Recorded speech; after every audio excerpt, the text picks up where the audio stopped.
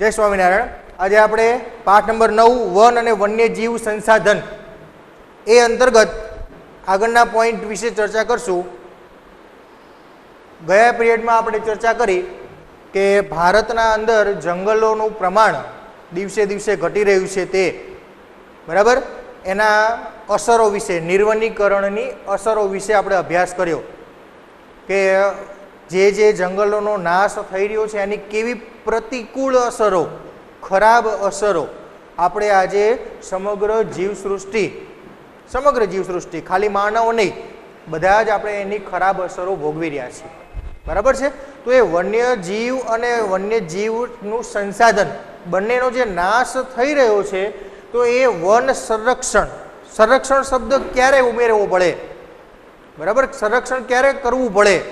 જ્યારે જે તે પ્રજાતિ, વસ્તુ કે જે તે સમુદાયનો નાશ થવાના આરે હોય ત્યારે એનું સંરક્ષણ કરવાની જરૂરિયાત ઊભી થાય, બરાબર। તો આપણે અહીંયા શબ્દ લગાવ્યો છે વન સંરક્ષણ, તો આપણે એના ઉપરથી સમજી શકીએ વન એટલે કે જંગલોનો નાશ થવાનો લગભગ નજીક સમય આવી ગયો છે, અને એટલે જ કદાચ આપણે એના સંરક્ષણ અંગેના કેટલાક ઉપાયો વિચારવાની જરૂરિયાત ઊભી થઈ, અને પરિણામે આપણે વન સંરક્ષણ માટેના કેટલાક એવા ઉપાયો અહીંયા પોઈન્ટની ચર્ચા કરશું। હું અહીંયા બોર્ડની અંદર માત્ર એના પોઈન્ટ્સ લખવાનો છું, ખાલી પોઈન્ટ, વાક્યની ચર્ચા આપણે એમને એમ કરશું, અને તમારે એના પરથી આખા પ્રશ્નનો જવાબ તમારી રીતે વ્યવસ્થિત લખવાનો છે, બરાબર છે। તો સૌથી પહેલાં તો એ સમજીએ કે વન સંરક્ષણ શા માટે એની જરૂરિયાત ઊભી થઈ? તો આજે કદાચ માનવીની અતિશય લોભ પ્રવૃત્તિ, કદાચ ક્યાંક ને ક્યાંક નવા ને નવા શહેરોનો વધતો વિકાસ, બરાબર, કેટલીય આપણી મોટી સડક યોજનાઓ, ક્યાંક ને ક્યાંક નહેરો કે અન્ય કોઈ પણ ઔદ્યોગિક ક્ષેત્રો ઊભા કરવા માટે જંગલોનો આડેધડ આજે નાશ થાય છે, બરાબર। ઈસવીસન 1952માં રાષ્ટ્રીય વન નીતિ જાહેર કરવામાં આવી હતી, અને રાષ્ટ્રીય વન નીતિ અંતર્ગત એવું નક્કી કરવામાં આવ્યું હતું કે દેશના કુલ ક્ષેત્રફળના 33% વિસ્તારમાં જંગલો હોવા જોઈએ, બરાબર, આવું એક પ્રમાણ નક્કી કર્યું હતું।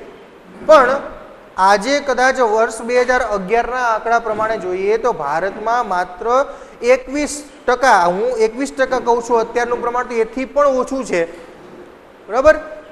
ગુજરાતમાં તો એથી સાવ ઓછું પ્રમાણ છે, માત્ર 11%। તો આજે મોટા પાયે જંગલોનો વિનાશ થઈ રહ્યો છે, તો એને અટકાવવા માટે આજે વન સંરક્ષણ ખૂબ જ અગત્યનું બની ગયું છે। બે નીતિઓ એક સાથે મૂકવામાં આવી હતી, એક રાષ્ટ્રીય વન નીતિ અને રાષ્ટ્રીય વસ્તી નીતિ, બરાબર, 1952માં। રાષ્ટ્રીય વન નીતિનો હેતુ એ હતો કે દેશમાં જંગલોનું પ્રમાણ વધારવું, અને વસ્તી નીતિનો હેતુ એ હતો કે દેશમાં વસ્તીનું પ્રમાણ જે છે એ ક્રમશઃ જળવાઈ રહે ને ઓછું કરવું, પણ બંનેના કાર્યક્રમ ઊંધા થઈ ગયા એવું લાગે છે। જંગલોનું પ્રમાણ ઘટી ગયું અને વસ્તી આજે આપણે જોઈએ છીએ 2011 ની 121 કરોડ, બરાબર, તો એ બહુ મોટો વિરોધાભાસ થઈ ગયો। એટલે આ જંગલોના સંરક્ષણ, વન સંરક્ષણ માટેના કેટલાક ઉપાયો યોજવાની જરૂરિયાત ઊભી થઈ, જેના આપણે અહીંયા ચર્ચા કરશું। તો સૌથી પહેલું કે જંગલોનો મોટા પાયે વિનાશ શા માટે થયો, આપણે એના કારણોની ચર્ચા કરીને એના આધારે, કારણના આધારે આપણને એનો જવાબ મળશે, એનો ઉપાય મળશે, બરાબર। કોઈ પણ સમસ્યા જાણીએ તો આપણે એનો ઉપાય વિચારી શકીએ। તો પહેલાં તો એ જોઈએ કે જંગલોનો વિનાશ થવાનું મુખ્ય કારણ શું? તો મુખ્ય કારણ, પહેલો જ પોઈન્ટ છે, જંગલોનો વિનાશ થયો એનું લાકડું મેળવવા માટે, પહેલો જ પોઈન્ટ આ, બરાબર ને। મોટા ભાગે એ ફર્નિચર માટે હોય, બળતણ માટે હોય, ઇમારતો માટે હોય, કે ગમે તે કોઈ કારણસર જંગલોના લાકડાનો આપણે મોટા પાયે છેદન કરી અને એનો નાશ કર્યો, બરાબર। તો પહેલો જ પોઈન્ટ એ કે આપણે લાકડાના વિકલ્પ સ્વરૂપે વાપરી શકીને એવી સામગ્રી બનાવવી પડશે, પહેલો જ પોઈન્ટ આ વન સંરક્ષણ અંગેના ઉપાયનો પહેલો જ પોઈન્ટ, લાકડાના વિકલ્પની સામગ્રી શોધવી।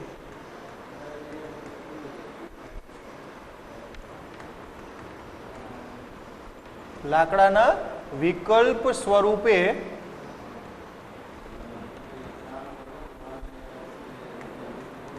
વાપરી શકાય તેવી સામગ્રીનું નિર્માણ કરવું.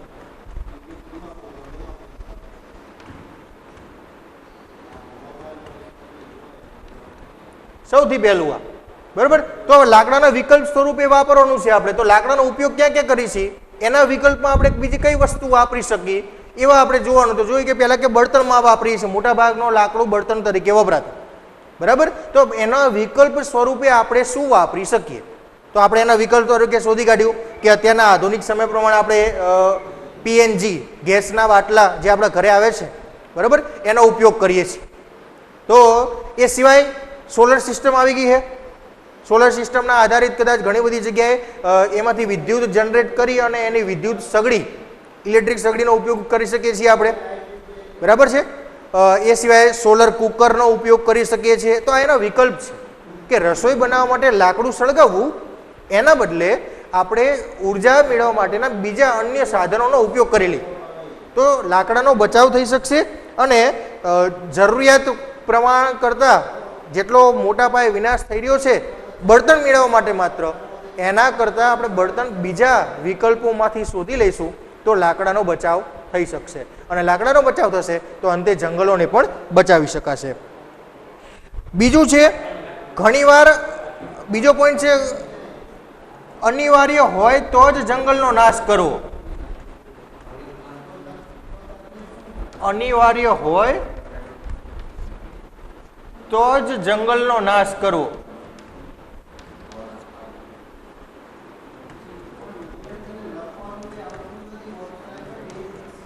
બહુ મહત્વપૂર્ણ. અનિવાર્ય ઘણા એવા કામો હોય કે કદાચ બની શકે કે દેશની જનતા માટે બહુ અગત્યના હોય, જેમ કે નહેર યોજના બરાબર. નહેર બાંધવાની હોય, એનાથી ઘણા દૂરના વિસ્તારોની અંદર પીવાલાયક પાણી, ખેતી માટે પાણી આપણે પહોંચાડવાનું હોય, જેનાથી ત્યાંના સ્થાનિક લોકોને ઘણો મોટો ફાયદો થતો હોય છે.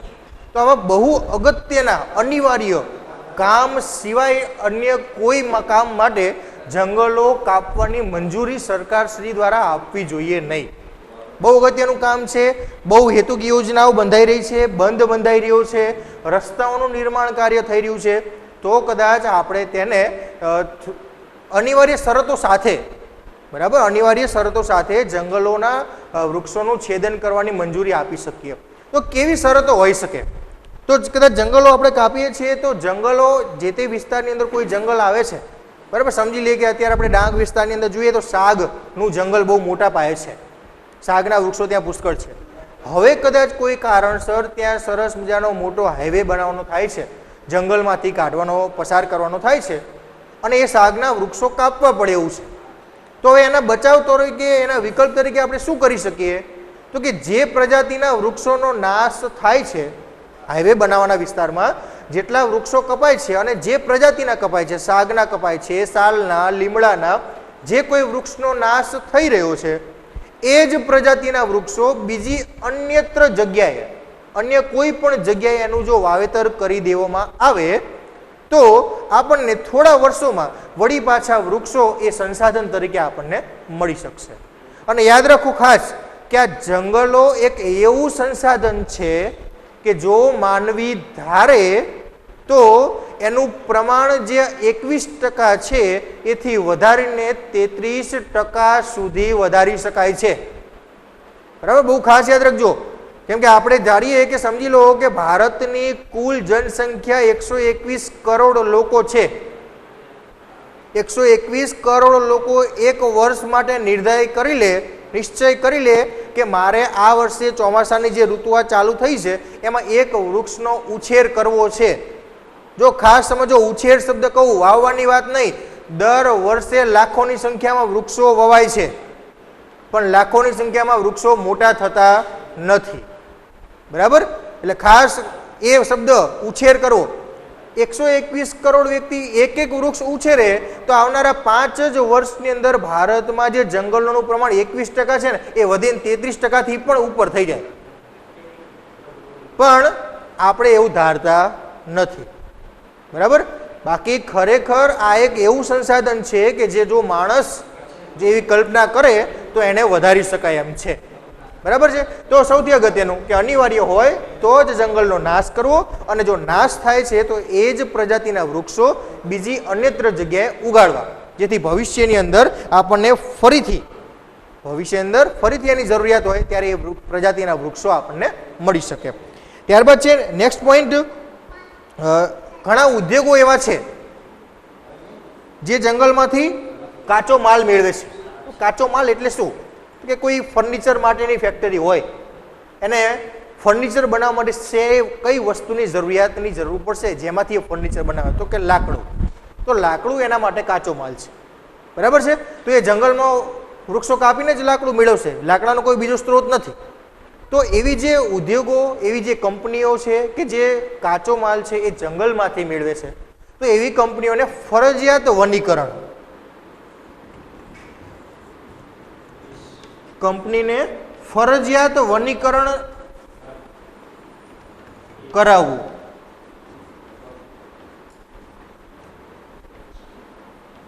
કેમ કે એ કંપનીનો નફો એ જંગલો પર આધારિત છે. એ પોતે જંગલનો નાશ કરી દે છે, પણ એની પ્રતિકૂળ અસરો, ખરાબ અસરો સમગ્ર પર્યાવરણ ઉપર પડે છે. એટલે એક કંપની પાસે ફરજિયાત વનીકરણ કરાવવું. એ જંગલોમાંથી વૃક્ષો કાપે છે અને મંજૂરી આપી શકીએ, પણ એ જે પ્રજાતિના જેટલા વૃક્ષો કાપે છે એવા ને એવા વૃક્ષો બીજી અન્ય કોઈ પણ પડતર જગ્યાએ એનું વાવેતર કરી દે, વનીકરણ કરે, તો આવનારા વર્ષોમાં પર્યાવરણ અંગે જે જંગલોનો નાશ થવાના કારણે પ્રતિકૂળ અસરો થઈ રહી છે એનું સંતુલન જળવાઈ રહેશે. તો કંપનીઓને ફરજિયાત વનીકરણ કરાવવું બહુ અગત્યના પોઈન્ટ છે. આપણે માત્ર પોઈન્ટ્સ લખીએ છીએ, આખા વાક્યો આપણે જાતે પૂરા કરવાના છે. બરાબર છે. તો કંપનીઓને, એટલે કે જંગલમાંથી કાચો માલ મેળવતી જે કોઈ પણ કંપની છે એને ફરજિયાત વનીકરણ કરાવવું, એને વૃક્ષો ફરજિયાત વાવવા, એવો આદેશ સરકારશ્રી તરફથી હોવો જોઈએ. ત્યારબાદ છે ઇકો ટુરિઝમ.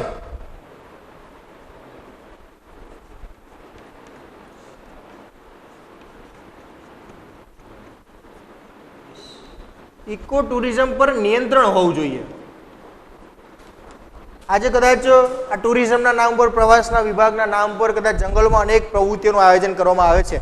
કેમ્પિંગ કરવામાં આવે અને અવનવી નાની મોટી સ્પર્ધાઓનું આયોજન કરવામાં આવે. બરાબર છે. અને પછી એ ઇકો ટુરિઝમના નામે એ કેમ્પિંગ કર્યા હોય એ જગ્યાએ કદાચ જે તે પ્રવાસીઓ, મુસાફરો ભેગા થયા હોય, ત્યાં જઈને એ જંગલની અંદર જે કંઈ વસ્તુઓનો ઉપયોગ કરે, પ્લાસ્ટિક છે, કચરો છે, જ્યાં ત્યાં ફેંકે, સળગતા પદાર્થો જ્યાં ત્યાં ખુલ્લા મૂકીને એમને એમ જતા રહે, અને પાછળથી જંગલનો નાશ થવાની સંભાવના ઊભી થાય.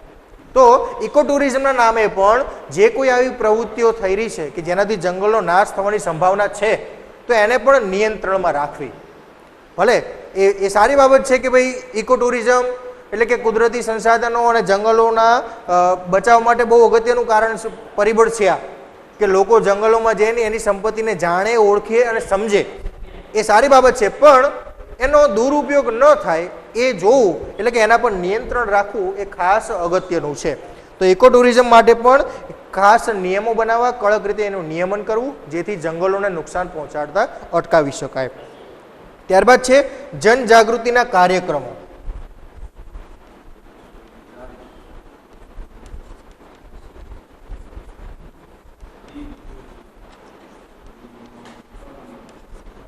બહુ જ અગત્યનો પોઈન્ટ છે આ જનજાગૃતિના કાર્યક્રમો. જનજાગૃતિ એટલે ભારતની જનસંખ્યા, માણસો, લોકો જે કોઈ પણ છે એ બધાને જાગૃત કરવા.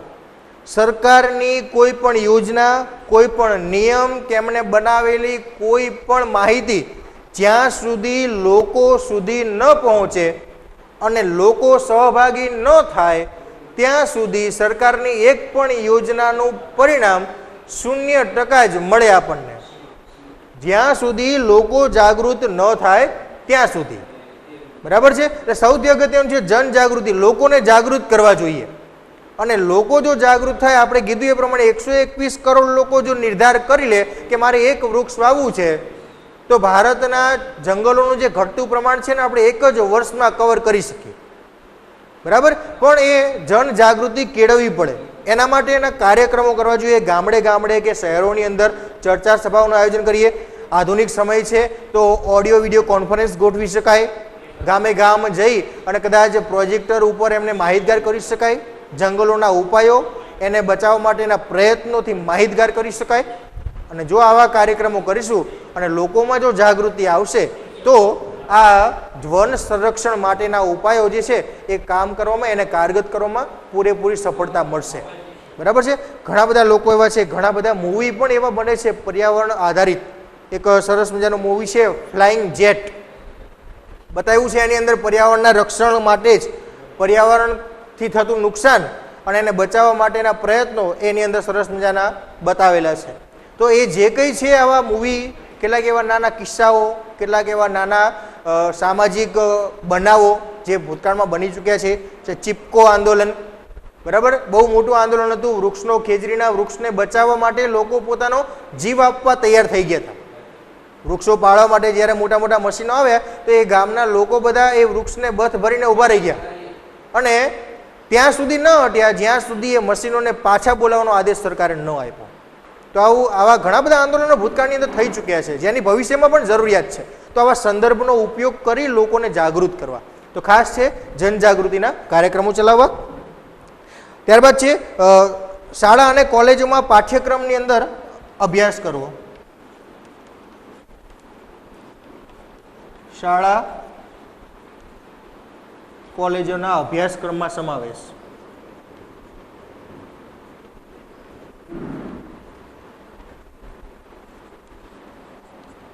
વન સંરક્ષણ અંગેની જરૂરિયાત અને એના ઉપાયોનો સમાવેશ શાળા કક્ષાએ અને કોલેજ કક્ષાએના સિલેબસમાં હોવો જોઈએ. આપણે આખો પાઠ ભણીએ છીએ એ આનો એક ભાગ છે, આ ઉપાયનો એક ભાગ છે કે આ જ નાના ધોરણથી જ નાના બાળકોથી કે યુવાનો, કોલેજમાં યુવાનોને જો સમજાવી દેવામાં આવશે કે દેશમાં જંગલોની શું જરૂરિયાત છે, તો આપણે બહુ નજીકથી જ, બહુ નાના સમયથી જ બાળકના મગજમાં એક ઇકો ટુરિઝમ, જંગલના વિકાસ માટે કે પર્યાવરણના બચાવ માટે જંગલોની ઉપયોગિતા શું છે એને સમજાવી શકશું.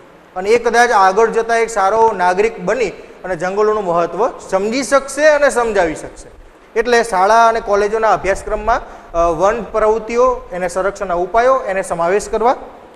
ત્યારબાદ છે સામાજિક વનીકરણ.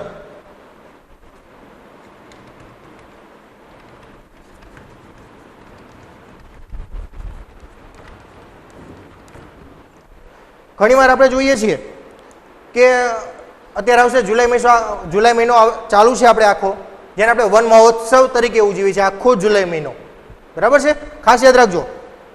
ટેક્સ્ટબુકની અંદર આપણે આગળ આવશે પણ ખરું. જુલાઈ મહિનો આપણે આ વન મહોત્સવ તરીકે ઉજવીએ છીએ. તો અત્યારે ઘણી બધી જગ્યાએ કદાચ સરકારશ્રી તરફથી, કેટલીક સામાજિક સ્વૈચ્છિક સંસ્થાઓ તરફથી વનીકરણના કાર્યક્રમો ચાલશે.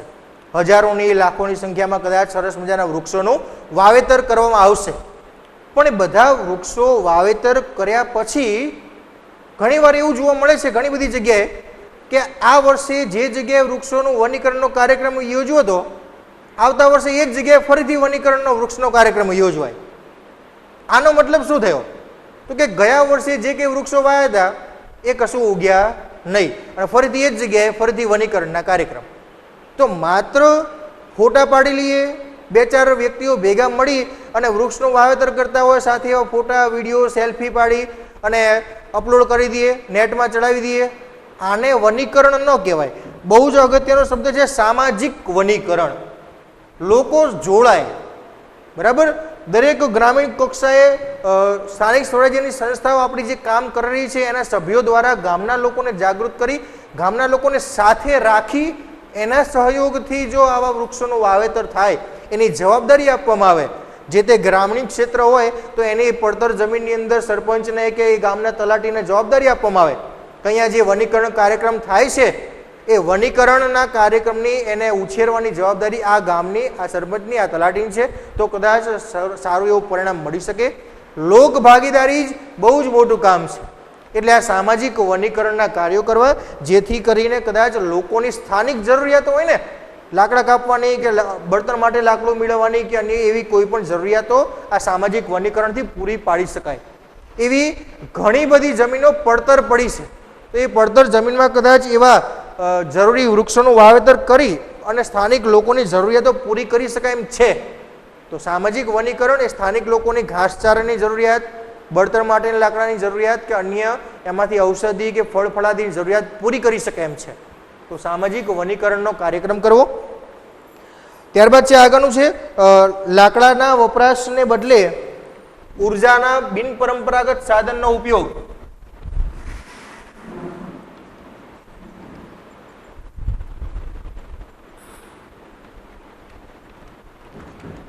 બરાબર, જેને આપણે અખૂટ કહીએ, બિન પરંપરાગત અખૂટ.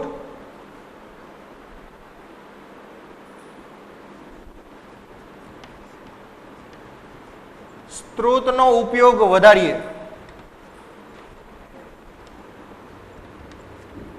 ઉર્જાના બિન પરંપરાગત એટલે કે અખૂટ, જે ક્યારેક ખૂટે નહીં એવા જે ઉર્જા સ્ત્રોતો છે ને એનો ઉપયોગ કરીએ લાકડાના બદલે. બળતણ મેળવવા માટે લાકડાનો વિનાશ કરીએ છીએ, ઉર્જા મેળવવા માટે ઉપયોગ કરીએ છીએ, લાકડાની ગરમીનો સળગાવીએ છીએ, તો એના બદલે ઉર્જાના બિન પરંપરાગત સ્ત્રોત તો કયા થશે?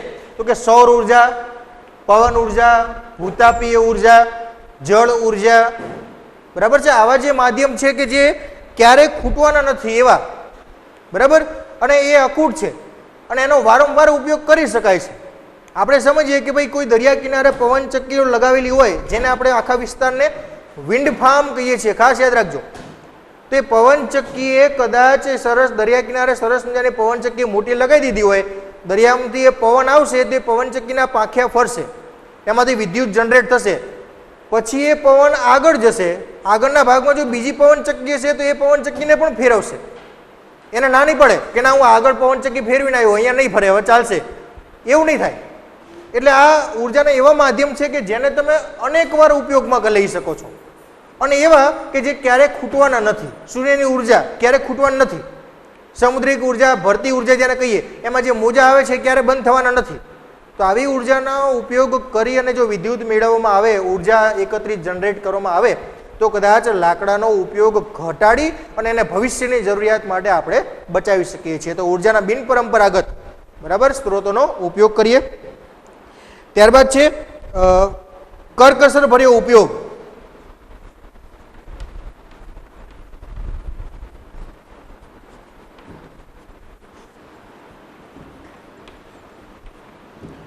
ઘણી જગ્યા એવી છે કે જ્યાં કદાચ આપણે લાકડાનો ઉપયોગ કરવો જ પડે, એના વગર ચાલે એવું નથી. તો એ જગ્યાએ લાકડાનો કરકસર એટલે કે જરૂરિયાત પૂરતો ઉપયોગ કરીએ. જેટલી જરૂરિયાત છે, જેટલું ઓછામાંથી કામ ચાલે એવું છે એ પ્રમાણે એનું કામ કરીએ, અને નવી ટેકનોલોજીનો ઉપયોગ કરીએ. જેમ કે આપણે જોઈએ તો વર્તમાન સમયની અંદર લખવા માટે, ભણવા માટે કે અન્ય કોઈ પણ દસ્તાવેજો સાચવવા માટે કાગળની જરૂરિયાત ખૂબ જ અગત્યની છે. બરાબર છે, અને કાગળ એ લાકડામાંથી જ બને છે. તો હવે એના આપણે કરકસર પર ઉપયોગ કઈ રીતે કરી શકીએ? ઘણા બધા વિદ્યાર્થીઓ જોયા હોય છે, પેજની અંદર, ચોપડાની અંદર લખતા હોય છે, થોડીક ભૂલ પડે ને આખું પેજ ફાડી અને નાખી દીધું. તો આ કરકસર નથી. બરાબર, કહેવાનો મતલબ ભૂલ થઈ શકે, બરાબર છે, સંભવ છે, પણ એનો એ વિકલ્પ નથી કે તમે પેજ ફાડીને નાખી દેશો. જરૂરિયાત છે. બીજું, સરકારી દસ્તાવેજો હવે લગભગ બધા જ જે છે ને ડિજિટલ થઈ રહ્યા છે, કાગળ નહીં. તમે ઓનલાઈન દસ્તાવેજ, ઓનલાઈન માહિતી, તમારી બધી ડેટા જે કંઈ છે ઓનલાઈન રાખો, ઓનલાઈન મોકલો, આ બધું થઈ ગયું. જેથી આ કાગળનો જે ખર્ચ હતો ને એ ઘટાડી શકાય અને કાગળના માધ્યમ થકી જે વૃક્ષોનો નાશ થતો હતો ને એ અટકાવી શકાય. બરાબર છે, તો એક બહુ મોટું કામ છે. કરકસર ભર્યો ઉપયોગ કરીએ દરેક ક્ષેત્રની અંદર. જંગલોની અંદર ઘણીવાર કોઈ ઘણા બધા વૃક્ષો એવા હોય છે કે જેને કદાચ જીવાત લાગી હોય, કીટકોથી ગ્રસ્ત થઈ ગયા હોય, તો એવા વૃક્ષોનો નાશ કરો, એને કાપી નાખવા જોઈએ. કોઈને એમ કહે સાહેબ અત્યાર સુધી વૃક્ષોને બચાવવાની વાત કરતા હતા, હવે કાપવાની વાત. હા, ખરાબ ટોપલાની અંદર કોઈ એક કેરી ખરાબ હોય તો ખરાબ કેરીને જ બહાર કાઢવી પડે, જેથી બીજી સારી કેરીને બચાવી શકાય. જંગલોમાં પણ, લાકડામાં પણ એવું જ બને છે. ઉધઈ કે અન્ય કોઈ કીટકોથી ગ્રસ્ત થયેલા વૃક્ષોને કાપીને બીજા સારા જે વૃક્ષો છે એને એ રોગથી બચાવી શકાય. એટલે એવા વૃક્ષોને દૂર કરવા. બીજું, દાવાનળ બહુ જ મોટી વાત છે. દાવાનળથી બચાવવા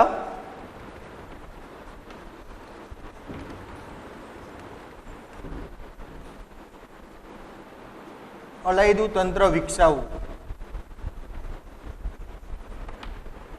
આ એક એવું પરિબળ છે કે જેનાથી જંગલ સંપત્તિને બહુ મોટું નુકસાન થાય છે, બહુ મોટું. અને આ એક એવું પરિબળ પણ છે કે એકવાર દાવાનળ લાગી ગયા પછી એને રોકવું મુશ્કેલ હોય છે. આપણે કીધું હતું કે બે સંજોગોમાં જ રોકાય. એક તો બધું આખું જંગલ સળગીને ઓલવાઈ જાય ત્યારે, અને બીજું જો કોઈ કુદરતી રીતે આપોઆપ વરસાદ પડે મોટી ભારે માત્રામાં અને એ ઓલવાઈ જાય તો. બાકી એનાથી બચવાનો પહેલો ઉપાય એ છે કે દાવાનળથી બચવા માટે એક તંત્ર, એના અધિકારીઓ સાથે, એની સુવિધાઓ સાથે, ફાયર બ્રિગેડ સાથે જંગલની નજીકના વિસ્તારમાં રાખવું, દૂર નહીં.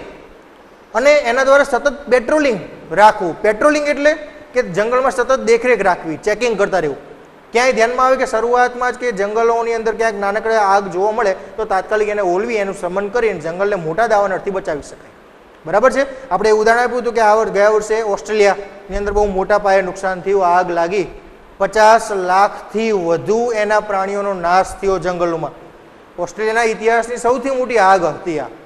બરાબર છે. તો આવી જે આગ લાગે છે એનાથી વન્ય જીવ સૃષ્ટિ અને સંસાધનને બહુ જ મોટું નુકસાન થાય છે. તો એને રોકવા માટે દાવાનળને થી બચાવવા માટે અલાયદું એક તંત્ર સિસ્ટમ ઊભી કરવી જોઈએ અને એને ખાસ ટ્રેનિંગ, એના પોશાકો, નવા આધુનિક સાધનો જે કંઈ છે આગ ઓલાવવા માટેના એનું પ્રશિક્ષણ આપી એમને સજ્જ કરવા જોઈએ. તો કદાચ ક્યારેક આવી જે ઘટનાઓ બને તો એનાથી આપણે બચી શકીએ.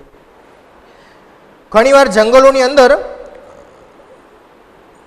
મેળાઓનું આયોજન થતું હોય છે, ભંડારા ભરાતા હોય, પરિક્રમાઓ થતી હોય છે. ગિરનારની પરિક્રમા આપણે સમય છે અત્યારે, બરાબર, જુનાગઢ ગિરનારની પરિક્રમા, લીલી પરિક્રમા જેને કહીએ છીએ, આમાંથી ઘણા બધા કદાચ ક્યારેક લાભ લીધો હોય, વાત સાંભળી હોય. તો કદાચ એ લીલી પરિક્રમા પૂર્ણ થાય ને પછી એ ગિરનારનું દ્રશ્ય જોયું હોય ને તો જોવાલાયક હોય. એ આખા પરિક્રમાના રૂટની અંદર નકરા પ્લાસ્ટિકના પેકેટ્સ, ફૂડ પેકેટ્સ, ખરાબ અન્ય ગંદા દ્રવ્યો એટલા બધા હોય છે કે ત્યાંનું આખું જંગલ એ દૂષિત થઈ જાય છે. તો આવા જે મેળા, આપણે એક સરસ મેળાની વાત કરીએ કે ભાઈ ગુજરાતનો સૌથી ભાતીગળ મેળો એટલે કે તરણેતર. તરણેતરનો 3 દિવસનો મેળો પૂરો થાય પછી એ તરણેતરના ગ્રાઉન્ડનું જો કદાચ આપણે પરીક્ષણ કરીએ મેદાનનું તો ખબર પડે કે અહીંયા એ 3 દિવસના મેળા દરમિયાન કેટલો કચરો, કેટલું પ્લાસ્ટિક, નકામા દ્રવ્યો અહીંયા નખાયા છે. બરાબર છે. તો ખાસ જંગલોમાં જે આવા મેળા, ભંડારા, પરિક્રમાઓનું આયોજન થાય છે એની અંદર સ્વચ્છતા, જંગલોની અંદર સ્વચ્છતા રાખવાનું મહત્વ ખૂબ જ એમને સમજાવવું જોઈએ. અને તો કદાચ, કેમ કે ત્યાં હજારો લાખોની સંખ્યામાં ઘણા બધા યાત્રિકો આવે છે, દરેક ખાલી એક એક કાગળ નાખે ને તો લાખોની સંખ્યામાં કાગળો થઈ જાય. એટલે એ યાત્રિકોને પણ ખાસ ધ્યાન આપવું અને સૂચનાઓ આપવી, કડકપણે એનો અમલ કરવો અને એક નાગરિક તરીકે આપણે પણ સમજ કેળવવી કે આપણે કદાચ મેળામાં જઈએ છીએ, પરિક્રમા કરીએ છીએ, ભંડારા ભરવામાં જઈએ છીએ તો આપણે આપણાથી બનતા બધા જ પ્રયત્નો જંગલોને બચાવવા માટેના કરી શકીએ. અને પશુચરણ માટે સૌથી અગત્યનું છે પશુચરણ. પશુચરણ માટે અલાયદા વિસ્તારો રાખવા.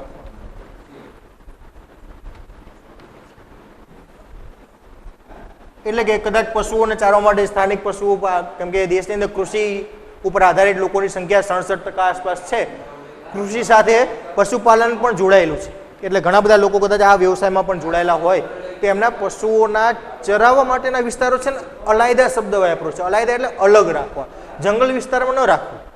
બરાબર. જંગલ વિસ્તારની અંદર પશુચરણથી શું થાય છે કે એક સાથે કદાચ મોટી સંખ્યામાં પશુઓ બધા ચરવા ગયા હોય, જંગલોની અંદર વૃક્ષો આપમેળે ઉગે છે. આપણે કીધું હતું અક્ષત વનસ્પતિ હોય છે, માનવીની સહાયતા વગર ઉગે છે. હવે પશુઓ ચરાવવા માટે જાય છે એટલે પશુઓના પગના દબાણના કારણે જંગલોના કેટલાય એવા વૃક્ષોનો નાશ થઈ જાય છે. બરાબર છે. અને અંદરના જંગલના જે તૃણાહારી પશુઓ છે એના માટે ઘાસની અછત ઊભી થાય છે અને આખી જે આહાર કડી છે એમાં ખલેલ પહોંચે.